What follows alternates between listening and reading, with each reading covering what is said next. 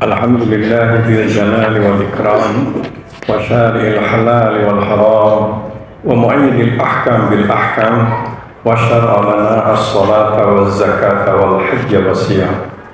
أشهد أن لا إله إلا الله وأشهد أن محمدا عبده ورسوله. اللهم صل وسلم على سيد المرسلين وعلى آله وصحبه أجمعين. Ma'asyiral muslimin, usikum wa nafsi bitaqwallah faqad fazal muttaqun. Ittaqullaha haqqa tuqatih wa la tamutunna illa wa antum muslimun.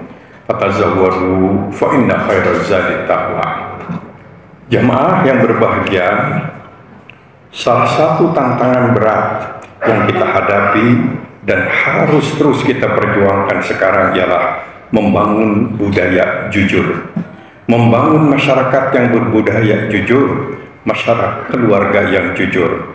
Menurut ajaran agama kita, kalau kita ingin hidup berkah, doa dan munajat dikabulkan, kita harus jujur. Sebab ketidakjujuran bisa menjadi sumber segala musibah dan kehancuran.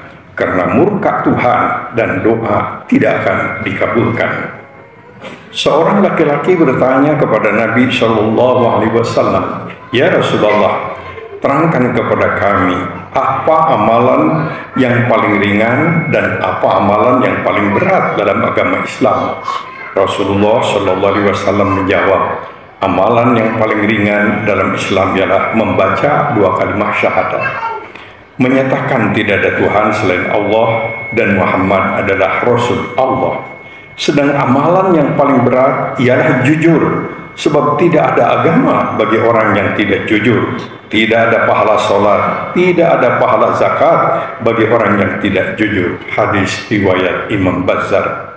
Sahabat Anas berkata, hampir tidak pernah Rasulullah SAW berkhutbah menyampaikan pesan moral kepada kami, kecuali di dalamnya selalu ada pesan. Tidak ada iman bagi orang yang tidak jujur, dan tidak ada agama bagi orang yang tidak memenuhi janji. Hadis riwayat Imam Ahmad dan Tabarani. Ketika seorang bertanya kepada Nabi tentang apa yang harus dilakukan untuk menjadi seorang muslim, beliau bersabda, nyatakan olehmu bahwa aku iman kepada Allah, kemudian setelah itu kamu jangan bohong. Al-Hadis. Kejujuran adalah bukti keimanan, sedang kebohongan atau ketidakjujuran adalah awal dari segala bentuk dosa dan kejahatan, serta menyebabkan murka Tuhan.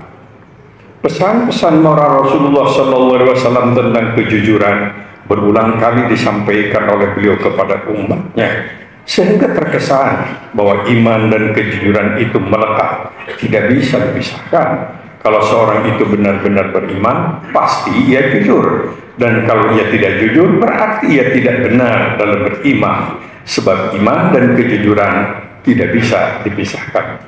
Tidak boleh terjadi seorang dikatakan sebagai manusia beriman, tapi sayang ia tidak jujur. Atau seorang disebut sebagai orang soleh atau takwa, tapi sayang ia tidak jujur. Kejujuran adalah sepertiga, ketidakjujuran adalah sepertiga kemunafikan. Begitu Nabi bersabda. 3 indikator kemunafikan seseorang itu ialah kalau bicara dusta, kalau berjanji palsu, mendapat amanat, khianat. Hadis Bukhari.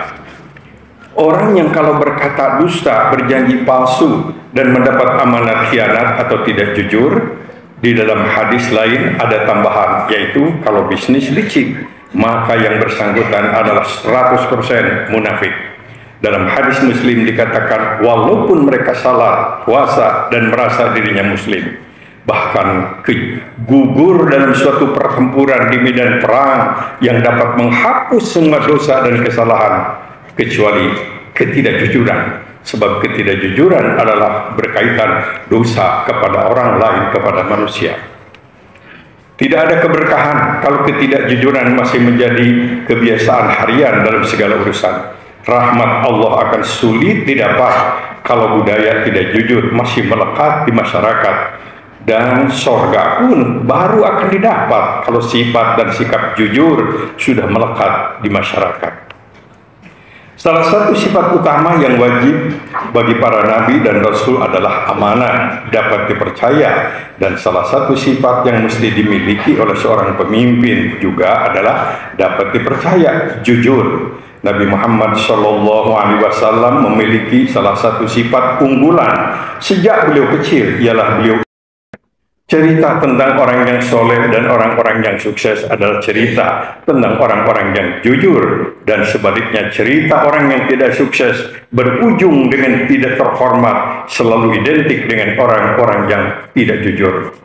Jujur juga merupakan salah satu akhlak unggulan dari khalifah pengganti Rasul, Khulafaur Rasyidin Abu Bakar, Umar, Utsman, dan Ali, dan sekaligus menjadi kunci kesuksesan dan kemuliaan beliau-beliau tersebut dalam membangun umat pada waktu itu. Dan ketidakjujuran bisa menjadi sebab utama terjadinya kegagalan, bahkan kehancuran. Muhammad kecil pasti cerdas, tapi kecerdasan beliau tidak menjadi buah bibir masyarakat, karena yang cerdas pada waktu itu mungkin banyak. Beliau pasti pekerja ulet, tapi sifat itu pun tidak pula menjadi keunggulan. Beliau pada waktu itu dikenal Muhammad Al-Amin, Muhammad yang jujur, karena mungkin yang jujur sulit didapat pada waktu itu. Rasulullah SAW menyampaikan pesan sebagai berikut: berikan kepadaku jaminan dalam 6 hal, maka aku dapat memberikan jaminan kepadamu untuk dapat masuk surga. Benar kalau berbicara, penuhi kalau berjanji, laksanakan amanah titipan dari orang, pelihara penglihatan, jaga kemaluan, kendalikan tangan. Sesungguhnya Allah memerintahkan kepadamu untuk memenuhi amanah kepada ahlinya. An-Nisa ayat 65. Orang yang takwa itu menurut Al-Quran di antara lain ialah mereka senantiasa jujur dalam menerima amanah, konsisten untuk memenuhi janji. Kejujuran melahirkan ketenangan, kedamaian, sedang ketidakjujuran membuahkan kegelisahan, kecemasan. Kejujuran cermin dari kesolehan, sedang ketidakjujuran adalah gambaran ketidaksolehan. Orang jujur itu disayangi oleh Allah, disayangi manusia, dan orang yang tidak jujur pasti dimurkai oleh Allah, dibenci oleh manusia.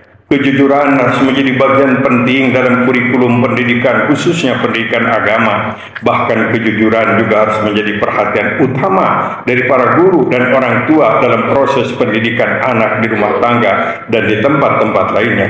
Nabi mengajarkan, seseorang yang berdusta satu kali, ia merasa berdosa. Tapi kalau yang bersangkutan sudah biasa berkali-kali berdusta, kadzab, tukang dusta, ia berdusta dengan tidak merasa dosa. Dusta menjadi biasa, bahkan sudah membudaya. Kalau penduduk satu bangsa itu iman dan takwa, salah satu ciri takwa ialah jujur, maka Allah akan membukakan bagi mereka pintu barokah dari langit dan bumi. Al-A'raf ayat 96. Dan kalau kejujuran sudah menjadi barang langka, ketidakjujuran sudah menjadi semacam budaya.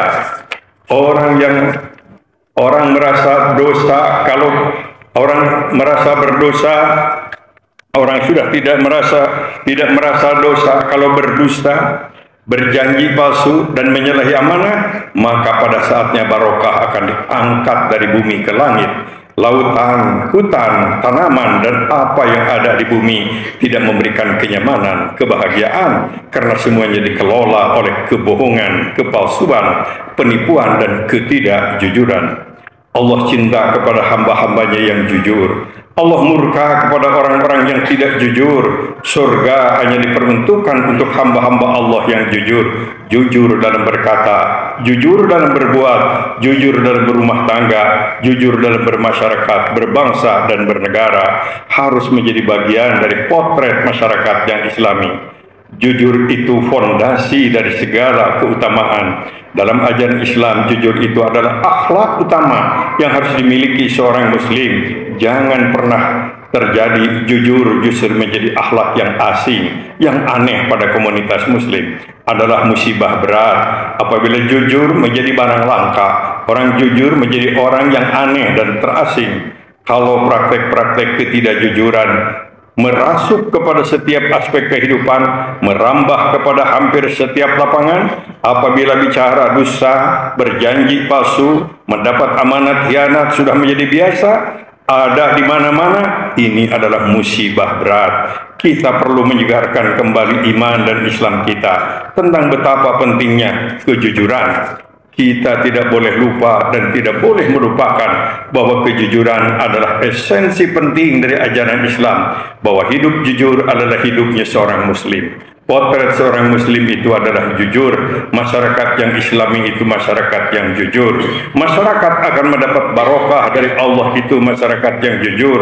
Orang yang akan masuk surga itu adalah orang yang jujur. Sesungguhnya Allah memerintahkan kepadamu untuk memenuhi amanah kepada ahlinya. An-Nisa 65. Ciri orang yang takwa itu menurut Al-Quran antara lain mereka senantiasa jujur dalam menerima amanah, konsisten untuk memenuhi janji. Rasulullah Shallallahu Alaihi Wasallam bersabda, lakukan kejujuran kepada orang yang jujur kepadamu, dan jangan berlaku tidak jujur walaupun kepada orang yang tidak jujur kepadamu. Hadis Ad-Darqutni. Allah berfirman, aku menyertai dua orang yang berkongsi sepanjang tidak ada di antara satu pihak di antaranya yang berkhianat kepada pihak lainnya. Perlindungan Allah akan menaungi dua yang bersyarikat sepanjang tidak ada salah satu di antaranya yang berkhianat kepada pihak lainnya. Nabi SAW pernah ditanya tentang amalan ahli surga. Beliau menyatakan benar, tidak bohong. Kunci untuk masuk surga itu benar dan jujur. Sebab seseorang masuk neraka itu bohong dan tidak jujur. Rasulullah SAW berdoa agar beliau mendapat perlindungan dari Allah dari bahaya ketidakjujuran. Allahumma inni a'udzubika minal khiyanah wa innahu bi'sal khitamah. Aku berlindung kepadamu ya Tuhan dari khianat, sebab khianat itu penghancur persahabatan. Beliau berpesan, wahai sahabatku, pegang teguhlah kejujuran.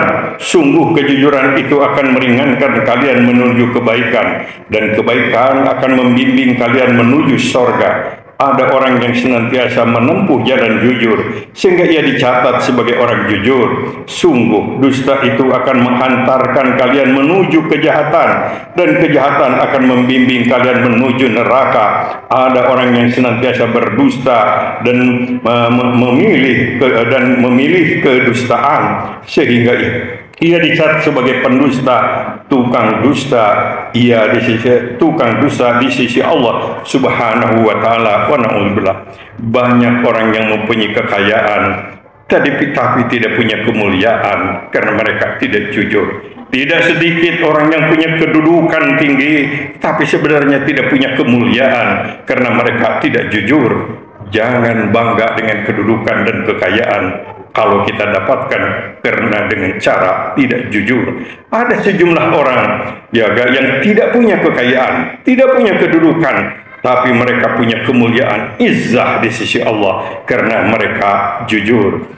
Kejujuran harus menjadi kriteria utama untuk para pemimpin dalam segala tingkatan, dalam segala lapangan. Ketidakjujuran menghilangkan keberkahan. Kalau pimpinan tidak memiliki kejujuran, itu pasti menjadi musibah bagi semua yang dipimpin, cepat atau lambat. Nabi Shallallahu Alaihi Wasallam mengajarkan, seorang yang berdusta satu kali ia merasa berdosa, tapi kalau yang bersangkutan sudah biasa berdusta, ia dusta dengan tidak merasa dosa, dusta menjadi biasa. Mudah-mudahan kita semua dibimbing oleh Allah Subhanahu wa Ta'ala menjadi hamba-hambanya yang selalu jujur dalam segala aspek kehidupan.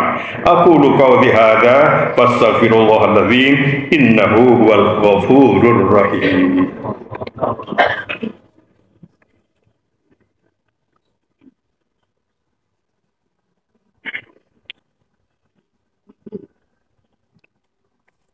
Alhamdulillah. Alhamdulillahi Rabbil Alamin Ar-Rahmanir Rahim Maliki Yawmiddin. Asyhadu an la ilaha illallah wa asyhadu anna Muhammadan abduhu wa rasuluh. Allahumma salli wa sallim ala sayyidil mursalin wa ala alihi wa sahbihi ajma'in. Ma'asyiral muslimin, usikum wa nafsi bitaqwallah faqad fazal muttaqun. Ittaqullaha haqqa tuqatih wa la tamutunna illa wa antum muslimun. Fatazawwadu fa inna khairaz zadit taqwa. Marilah kita berjihad menghadapi praktek-praktek ketidakjujuran. Mulailah jihad itu dengan jihad mewujudkan kejujuran dalam diri kita sendiri. Mari kita hapuskan ketidakjujuran dalam diri kita sendiri. Kemudian kita tegakkan kejujuran itu di lingkungan kita. Dan kita hapuskan ketidakjujuran di sekitar lingkungan kita.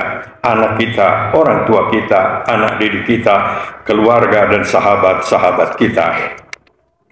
Kita tidak boleh dan tidak pantas untuk bangga dengan keluarga yang maju, yang kaya, kalau mereka tidak jujur. Yang punya kedudukan, kalau mereka meraihnya dengan ketidakjujur, itu adalah musibah. Kita sadar betul hidup jujur di tengah-tengah masyarakat yang biasa tidak jujur itu berat, aneh, asing. Tapi insya Allah mulia. Untuk menjadi orang jujur di tengah-tengah masyarakat yang biasa tidak jujur, bisa menjadi terasing, aneh dan tidak populer. Marilah kita siapkan diri untuk tidak populer. Sebab pencitraan diri sebagai orang jujur padahal tidak jujur adalah kemunafikan, menghapus keberkahan. Untuk membangun budaya jujur kita perlu siap dan berani mengambil risiko rugi asal dengan jujur, daripada untung beruntung tapi dengan tidak jujur. Bahkan kita harus ridho kalah tapi dengan jujur daripada menang tapi diperoleh dengan tidak jujur. Kesuksesan dan kemenangan itu harus membuahkan keberkahan. Sedang keberkahan hanya bisa diperoleh kalau diproses melalui cara dan usaha yang jujur. Apalah artinya sebuah kesuksesan kalau buahnya menjadi bencana dan malapetaka, derita di dunia, azab Allah di akhirat kelak. Allah murka kepada mereka yang tidak jujur. Marilah kalau kita menjadi pengusaha, menjadi pedagang, menjadi pemimpin, bahkan masyarakat, hamba-hamba Allah yang jujur. Ada sebuah kisah yang menarik ketika Umar bin Khattab khalifah kedua bertemu dengan seorang penggembala kambing yang buta huruf di tengah padang pasir. Ia miskin, orang kampung, tidak tahu perkembangan. Umar menawar seekor kambing yang digembalakannya oleh pengembala itu. Ia menjawab, "Saya tidak ada hak untuk menjualnya, Tuan, karena bukan pemiliknya." Umar menyatakan, "Beritahu majikanmu, kambing yang satu ekor itu mati. Yang aku beli itu mati. Uangnya terima olehmu." Majikanmu akan percaya dan engkau punya sejumlah uang. Ketika uang itu ditaruh oleh Umar di tangan pengembala tersebut, ia melepaskan tangannya dan ia menepukkan tangannya ke pundak khalifah sambil berkata, "Fa'inallah, Tuan, di mana Allah? Tuan, malu kepada Allah." Umar kaget, Umar gembira, bangga, ia sujud syukur. Ia berkata, "Ya Allah, saya bahagia, saya bangga, rakyat saya miskin, bodoh, tapi tidak tahu perkembangan, tapi ia tidak mau mengambil hak orang lain, walaupun peluang terbuka, karena ia malu kepadamu." Umar bertanya, "Masih adakah di akhir zaman nanti orang-orang yang tidak mau mengambil hak orang lain karena malu kepadamu?" Inilah yang harus kita jawab, ada dan harus ada. Kalau kita ingin hidup barokah, selamat di dunia dan selamat di akhirat. Marilah kita buktikan kita adalah hamba-hamba Allah yang memiliki kejujuran. Allahumma ighfir lil muslimina wal muslimat wal mu'minina wal mu'minat al ahya'i minhumul amwat. Allahumma ansur man nasara al islam wal muslimin wa khzul man khadhala al islam wal muslimin. Allahumma ansur ikhwanana fi Falastin wa fi jami'i biladil muslimin. Allahumma ahlik a'daka a'da'ad-din. Allahumma ahlik a'daka a'da'al muslimin fi Gaza. Rabbana la tuzigh qulubana ba'da idh hadaitana wa hab lana min ladunka من لدنك ربنا لا تجعلنا فتنة لقوم الظالمين ونجنا برحمتك من القوم الكافرين ربنا اغفر لنا ولإخواننا الذين سبقونا بالإيمان ولا تجعل في قلوبنا غلا للذين آمنوا إنك رؤوف رحيم ربنا أتمم لنا نورنا واغفر لنا إنك على كل شيء قدير ربنا لا تؤاخذنا إن نسينا أو أخطأنا ربنا ولا تحمل علينا إصرا كما حملته على الذين من قبلنا ربنا ولا تحملنا ما لا طاقة لنا به واعف عنا واغفر لنا وارحمنا أنت مولانا فانصرنا على القوم الكافرين ربنا آتنا في الدنيا حسنة وفي الآخرة حسنة وقنا عذاب النار سبحان ربك رب العزة عما يصفون وسلام على المرسلين والحمد لله رب العالمين آمين يا الله يا رب العالمين